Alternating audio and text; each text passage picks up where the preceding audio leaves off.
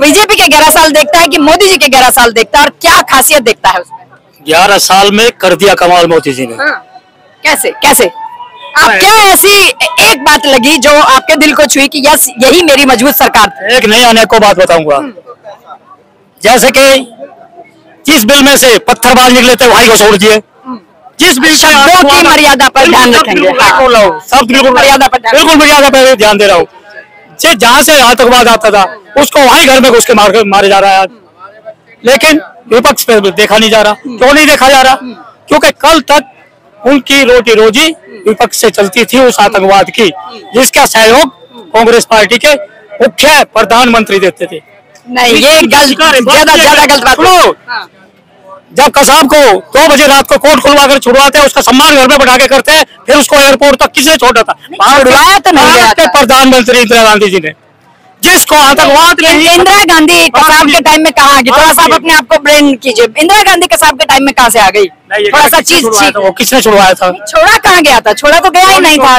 नहीं, कहाँ छोड़ा था? कोर्ट किसके लिए खुलवाई थी? नहीं, थोड़ा सा मुझे लगता है, थोड़ा सा रिव्यू कीजिए, थोड़ा सा। ठीक है, कांग्रेस ने अगर 70 साल में उन्होंने अच्छा काम किया होता तो आज वो सत्ता के अंदर होते। कहीं न कहीं कांग्रेस ने 70 साल में कुछ किया नहीं।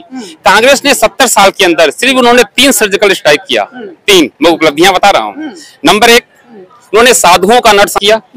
नंबर 2, नंबर 3 साथ जुड़े हुए हैं। सरकार के 11 साल बेमिसाल, या किस तरह से आप देखते हैं? क्या आपको कोई एक ऐसी चीज बताइए जिससे आपको लगता है कि यस मैं भारतीय अब सुरक्षित हूँ?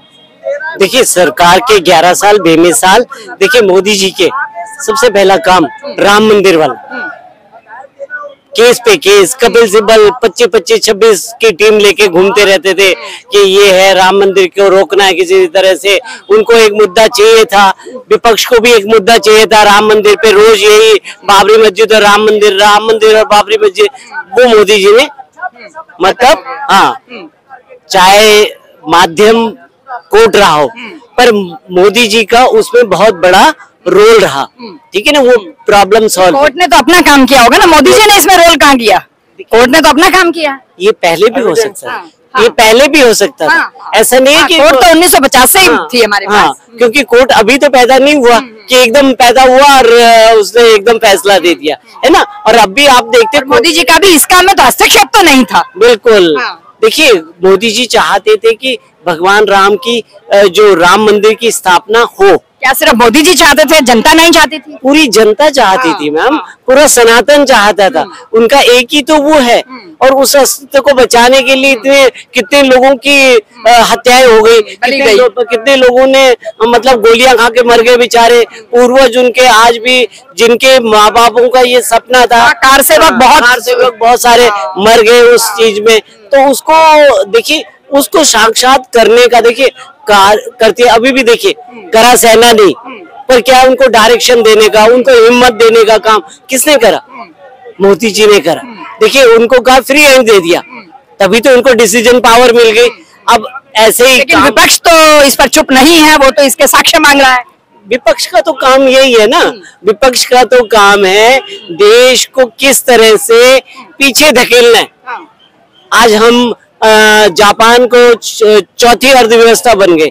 जापान हमारे पीछे टेक्नोलॉजी के मामले में, जापान से ही हमने सीखी टेक्नोलॉजी, और आज जापान को भी पीछे रख दिया अर्थव्यवस्था के नाम पे। तो ऐसे ही क्या है, अब चाइना और अमेरिका एक पॉलिसी अपना रहे हैं कि भारत को किस तरह से पीछे लाया जाए। एप्पल वालों को कहे तुमने काम नहीं करना, आप यहीं पे काम करोगे, यहीं लगाओ आपको। और एप्पल वाले को भी पता है कि यहाँ वर्ग मतलब आदमी जो है, जो काम करने वाले लोग हैं, वो कहाँ सस्ते हैं? वो तो इंडिया में सस्ते हैं ना। और अगर एप्पल वहां बनाएगा तो एप्पल की कॉस्ट डबल हो जाएगी। अब वो डबल करना चाहता है या बिकवाना चाहता है मार्केट में, एप्पल को रखना चाहता है या खत्म करना चाहता है।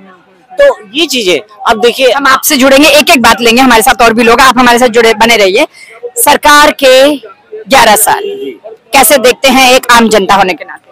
देखो जी, मेरी उम्र कोई 60 साल के आसपास होने जा रही। मैंने बहुत सी सरकारें देखी हैं, और मुझे ये वाला जो 11 साल का पीरियड है सबसे बेस्ट लगा है।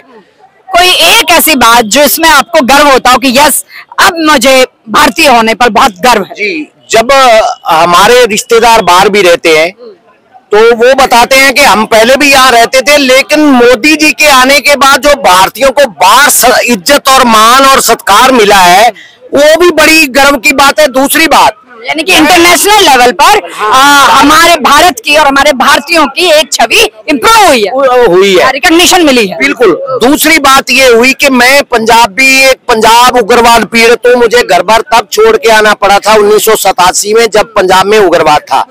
यहाँ की कांग्रेस की सरकारें कुछ उनको रोक ही नहीं पा रही थी। आज मुझे ये गर्व होता है कि अगर एक भी हमला होता है, ऑपरेशन ब्लू स्टार हुआ तो था जी, वो तो करा था सरकार ने, लेकिन उसके बाद उससे ज्यादा हो गया था। ऑपरेशन ब्लू स्टार के टाइम पे तो ठीक है, उनके हेड को मार दिया, भिंडरावाला में मार दिया, लेकिन आईएसआई ने उससे ज्यादा खतरनाक कर दिया था, उससे ज्यादा। हालांकि भिंडरावाला के टाइम पे हिंदुओं का कोई ज्यादा प्लान नहीं हुआ था, थोड़े बहुत लोग मरे थे, लेकिन घर बार छोड़ के नहीं आना पड़ा था। लेकिन 1984 के बाद जब ब्लू स्टार ऑपरेशन हुआ तो उसके बाद इतनी हालत खराब हो गई थी कि 1984 से पहले हुआ था ब्लू स्टार। इंदिरा गांधी तो 1984 में हुआ, 3 जून में। तो 1984 के बाद हम लोग 87 में आए, ये हालत थी कि पुलिस वाले भी रात को थाने में घुस जाते थे। तो ये कोई पुलिस वाले तो थाने में ही रहेंगे ना। हाँ, वो मतलब बाहर हेल्प करने की, तो कोई मांगने जाता था तो वो कहते थे भैया सुबह आके बात करना। तो इतनी बुरी हालत थी कि घर परिवार छोड़ के 20,000 परिवारों को छोड़ के आना पड़ा था, लेकिन कोई जवाब नहीं मिला था उनको। आज अगर एक भी हमला होता है तो मोदी जी उनका तुरंत जवाब देते हैं। मुझे सबसे ज्यादा गर्व इस बात का है, जिस पंजाब ने हमारे पंजाब को बर्बाद किया पाकिस्तान ने, उस पंजाब पाकिस्तान को आज जवाब मिला। मुझे खुशी है, हमारा घर बार छुड़वाया 20,000 परिवारों का, उन्हें आज उसको जवाब मिल रहा है कि ऐसे को तैसा मिलना चाहिए था, वो मोदी जी कर रहे हैं। मुझे इस बात की खुशी है। अर्थव्यवस्था हमारी आज बढ़ रही है। आज सरकार के पास तो पैसा है, लेकिन लोग जो गरीबी से निकल रहे हैं, अच्छा खा पी रहे हैं, अच्छे मोबाइल है, अच्छा कपड़ा पहन रहे, मुझे खुशी होती है भारतीयों को तरक्की करता देख के कि हमारा देश आज मतलब अग्रणी श्रेणी में आ गया। नहीं तो सब सांपों वाला देश कहते थे, वो चिढ़ाते थे, रीछ वाला देश कहते थे। वो बाहर से आते थे गोरे तो फोटो खींच के जाके दिखाते थे कि ये देखो भारत। और आज भारत ने तरक्की करी है तो सब मान सम्मान भारत का मोदी जी की वजह से बना है, क्योंकि एक उनका विजन बड़ा अच्छा है, विजन लेके चलते हैं। भाई जब नेता भी काम कर रहा है, ईमानदार है, तो पब्लिक भी ईमानदार होगी। पहले पब्लिक तो ईमानदार थी, लेकिन अगर ईमानदारी से मैंने जो टैक्स दिया है उसको वो चोर खा जाते थे, उसका पब्लिक को कोई बेनिफिट नहीं मिलता था, तो वो दुख होता था। आज ईमानदार नेता है तो हमें गर्व होता है कि कम से कम चलो 100% नहीं तो 70% तो पब्लिक के ऊपर लग रहा है ना, तो वो दिख भी रहा है। रोड बन रहे हैं, पुल बन रहे हैं, आज इंफ्रास्ट्रक्चर जब देखते हैं तो मन में खुशी होती है कि हमारा भारत, जैसे चाइना ने भी बहुत गरीब देश था, बड़ी तरक्की करी, ऐसे आज हमारा भारत खड़ा है। तो मोदी जी के ये 11 साल के बीच में ये तरक्की हुई है। जी धन्यवाद हमारे साथ।